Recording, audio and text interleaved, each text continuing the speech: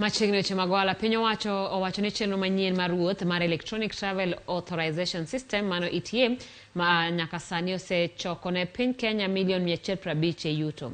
Korang kaka chenro no timore e alap ndeke ma JKIA, jagoro mogirore Julius Bitok wacho ni arita piny ni kare paw ndeke komedo ni timo nonro makare mar jogo madonjo e pachoka. Omedo ni kuom kwayo 32,000 mag puoth, 25,000 duto osepuodhi mar donjo e pachoka.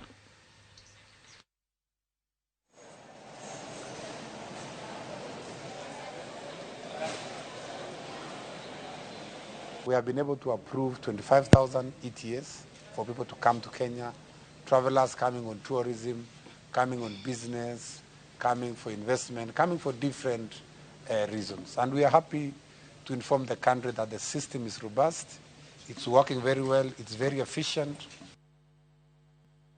Jopur e kaunti ma Siaya koro donjo e pur mar kido manyien mar oduma